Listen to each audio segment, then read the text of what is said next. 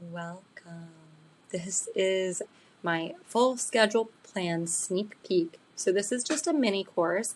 I'm going to share with you a few small tips from the full schedule plan course, and we're just going to kind of jump into them a little bit. We're not going too in depth, but this should definitely give you some good takeaways to help improving your schedule and your bookings right away. And if you do leave this feeling like, oh, that was great, I need a little more or a lot more, because there is a lot more to offer in the full course, I would recommend you checking that out or shooting me a message to see if the full schedule plan course is a good fit for you. So you'll see that I have this broken down into 3 days. These are just mini lessons. So if you just plow through this and decide you want to move on to day 2 and then day 3, feel free to. It's totally up to you. I just broke it down because I do know some people do like to take in a little bit, sit on it for a night, and then move on to the next day. So day 1, we're going to talk about setting your schedule and sticking to it. So let's jump right in with some truth bombs. This is false information people used to tell me about our industry. And before I get into this, first I'm going to just tell you a little bit about my background. So I became a licensed massage therapist in 2011, and then a licensed esthetician in 2014. I worked for a high-end spa for a couple of years and managed that spa, as well as worked at a high-end gym as a contracted provider, and then worked at a wellness boutique as a contracted provider, all before opening my own business in 2016. So when I opened my business in 2016, this is where the information of the full schedule plan course started to come together. I wrote down everything I absolutely loved about past employers and everything that I did not want to bring, that did not work for me, did not feel good for me. And the reason I inevitably stopped working for other people, really, and I listed those out and I said, I'm not doing these things. How can I still get busy without doing these things? And that's a little bit of what I'm going to teach you today. So just to give you an idea, I opened my business. I started kind of raking through this information and playing with what worked and what didn't work. And within 3 months of implementing my full schedule plan course information, I was fully booked. I was closing my books and I was switching over to a members only platform where everyone who saw me came once or twice a month, and they committed to seeing me and they committed to paying me even if they couldn't make it in. And then after that, was able to hire more people on and then eventually get them fully booked as well. So here's the information of how I did that, and starting out with false things people told me in the industry at past jobs that I just was not okay with, and they weren't needed. So the first one is you have to work weekends to build your clientele. This is laughable to me now, but we'll get into that later. Second one is you have to open up as many shifts as possible so clients have options. The third is even if you don't mesh, you shouldn't turn down clients. So these beliefs are holding us back. They're holding us back by attracting clients who may only be able to come in for shifts that you don't want to work.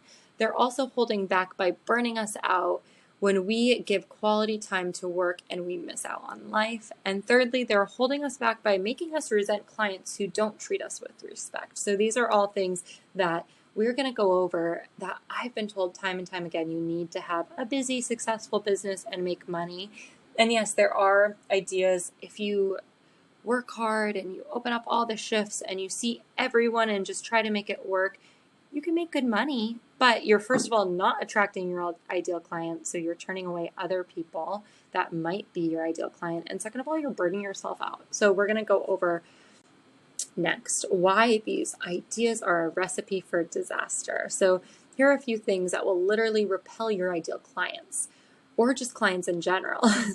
So you resenting going into work, and those things that I mentioned before, the working shifts you don't want to work, working extensive hours that you don't want to work, and working on people who you don't just mesh with, that's going to make you resent going into work. You're going to come in not feeling your best, or even in the morning just being like, oh, I don't want to be here. I don't want to do this.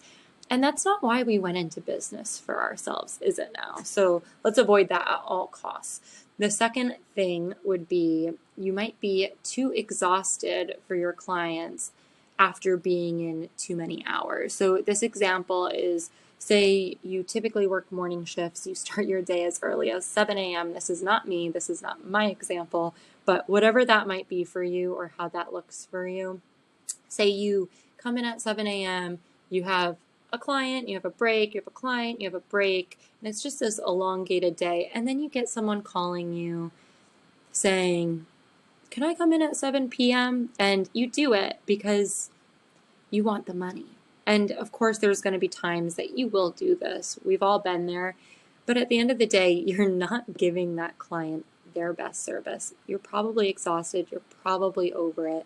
And if that's a client that can only come in at that time, they're not your ideal client if that's outside of the shift you want to work. So I'd really just focus in on that and understand, are you doing it just for the income now? Or is this something that you've thought through, and by taking this client, you think maybe in the future they'll be more open to coming in during the shifts you want?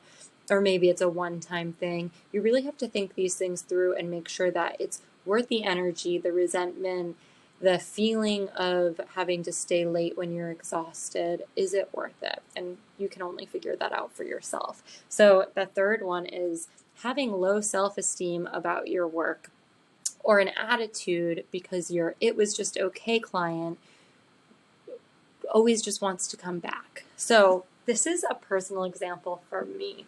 I have had in the past, in my own business, when I first opened, 3 clients that I consider my "it was okay" clients. So what this means is these are people, it's not a one-off client. They come in consistently, and they come in and you do the best you can do. And what most of your clients think is amazing. And these people come out and they just give you the, I'm okay, or yeah, it didn't fix it, or whatever they might say to you that shows that they don't respect you and they don't love your work. This is huge for our self-esteem. First of all, you're going to dread every time you see them book in. I know this because I've been there.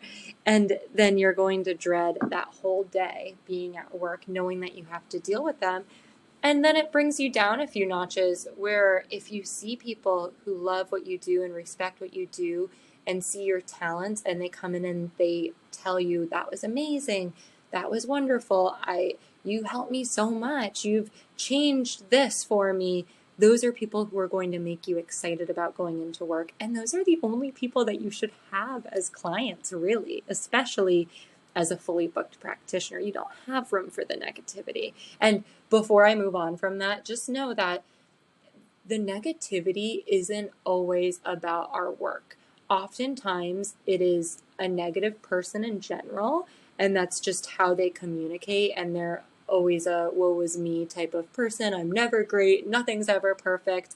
And if you don't mesh with that, you don't have to deal with that. You can very nicely say, you know what, we've been working together for 6 months and I've pulled all my tools out of my toolbox. I've tried my best, but at this point I've done a little research and I found this practitioner in town who I think is better suited for your needs. So let's not rebook you. I'm going to give you this information. You're going to reach out to them and hopefully they can help you with these issues. For all you know, they're never going to be excited about who they're working with, and that's on them. You just don't have to deal with that. End of that little rant. So with all of that, this little kind of quote that I put out there is, energy radiates off us. Your ideal client will be attracted by your positive vibes and confidence. So, and they'll bring more of it out because they'll be excited about your work. They'll love what you have to do or what you're offering, and that is your ideal client. So if you're growing your business, you have a potential client who can only do Friday nights at 7 p.m., but you know that that's a time that you don't want to be in the office. That is not your ideal client. So this is kind of coming back to the beginning, talking about you have to work weekends or you have to work this shift. And let me just tell you, I mentioned that when I worked at the first spa I worked at, they said you have to work weekends. And I did. And looking back, I was never super busy whenever I worked for anyone else. And there's this issue with alignment, and a huge reason why we've gone into business with ourselves. So when you work for yourself, you have your persona, your personality, you have your likes, maybe your decor at your space, you have the way you book people, you have your bedside demeanor, your how you interact with clients. And just because I do things a certain way doesn't mean it's the right way, but we all have the things that attract our ideal clients. And if you're working for someone who requires you to work in this box that is just not for you and you don't fit, you have clients coming in here that fit into that box. And then when they meet you, there's a disconnect. So if you've ever worked for someone else and you're wondering, like, why am I not retaining the clients like I'd like to, or what's the disconnect going on here? It's the lack of alignment between you and the clients, because the marketing for that business is not necessarily marketing for you. So on a big spa scale, you'll see oftentimes maybe you go to a hotel spa and the practitioners don't talk to you. 1, 2, they're all wearing a black uniform. 3, you're only handled by the desk people who do fit the persona of the spa. So in those types of industries or businesses, they've removed all personality from the practitioners as to not turn down that client experience. And that's fine, but those aren't businesses that are focused on client retention. And when you're a small business owner, you are hugely focused on client retention and holding those clients, having them come in regularly and having a real bond and relationship with them. So another little long rant, but it is important to understand because, like I said, when I worked for people in the past, I wasn't always that busy, but when I got really in tune with my needs, my wants, put it out there, the right people found me and they haven't left. So if you do take this client who wants to stay late every Friday night or come in every weekend, and that's the only time they can come in, you're pigeonholing yourself into working those shifts. And you're going to resent it because you're going to miss out on family events, or maybe every weekend in the winter you like to go skiing and now this isn't an option for you anymore. So get really in tune with when you want to work and put that out there to the world.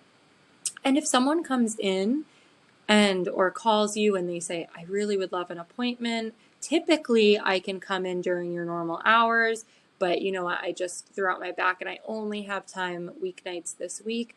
By all means, if that feels good for you, take that client. If it doesn't, you can say, unfortunately, these are the shifts I have available. If those don't work for you, I'll refer you elsewhere. And just knowing that you don't have to be scared referring people out, because again, there's enough clients for all of us, and there's enough talented practitioners that those clients should find that person that they mesh with on schedule, on demeanor, on style, on all of those things. Grow the service-based business of your dreams. You set the time, and if it doesn't work out for them nicely, it isn't a great fit. We are looking for and want ideal clients, and this means someone who is going to want to and be able to come in when you want to work. Kind of reiterating everything I just said, but your ideal client is someone who says, oh, yay, you work lunchtime on weekdays? That's ideal for me. I'm going to book with you. That's your ideal client if that's the shift you want to work. Leave lack and scarcity mindset behind. So when you take clients that aren't aligned, you are taking up space and energy for your ideal client to find and see you. If a client doesn't love you or your work, it may be time to refer them elsewhere. Surrounding yourself with clients who love what you do will only heighten the love for your work. So true. Both of those things are so true for me. That first one, when you take clients that aren't aligned, you're taking up space for your ideal client. It's true because you have so much energy. Say you see so many people a week, you have the energy to see so many of those people. Imagine if you schedule in and you've got online booking and you can't see this, but you keep scheduling in these people who aren't a good fit and you only allow 5 clients a day and it marks you off because you've hit that 5 and 3 of those people aren't ideal clients and people are trying to book online and they are your ideal clients, but they can't get in with you. It doesn't really happen that way, but to some extent that is over time what will happen. You'll find yourself coming in every day to people that just aren't aligned, opposed to coming in every day so excited to see these and work on these people you've bonded with. If you've tried becoming fully scheduled before and it didn't work as you'd hoped, then you're in the right place. Aligning your schedule, clients, and enjoyment for work will help you attract more ideal clients to your space. So I'd like to think of myself as your Well-Biz guide, here to help you turn your dreams of being a savvy entrepreneur into reality. The scheduling is just a tiny part of having a healthy and successful business, but it is still very important. As I've said so many times today, and I hope it's gotten through to you, if you aren't aligned in your business, then your aligned clients aren't going to find you. So really sit down after this little mini. I encourage you to just jot down dreams, ambitions, things that just excite you about work, and try to brainstorm on how you can bring that into every session, because every session you go into, you should just be pretty excited about, and you should have your clients who just can't stop talking about you because they love your work. And I know you can find that, and I'm here to help you find that. The next video should help you as well. I have had extreme success with the full schedule plan course. Some of the things you'll learn if you do decide to do the full course is making more money than you thought possible, learn simple and effective ways to market and network, so important. Experience major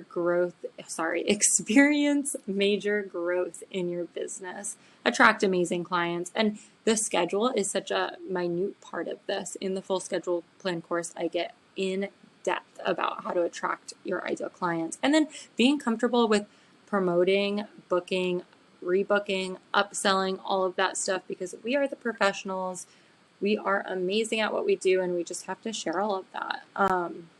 But yeah, success in this course, I've had many people have extreme success in just tweaking a few little things in their business. And the thing is it does take work. I'm giving you things to do. That is exactly what's happening. But there's no special sauce. There's no to have this many followers, because that doesn't work. Hire these influencers. That doesn't work either. Coming from someone who used to be an influencer, I will get into that in the full schedule plan course, why I don't think it's good for service-based businesses. But there's all these things that we've been shown will grow your business so quickly.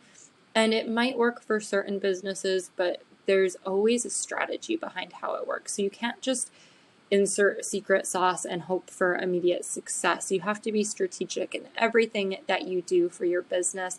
And I'm here to help you because I nerd out on strategy. That's something that I've loved.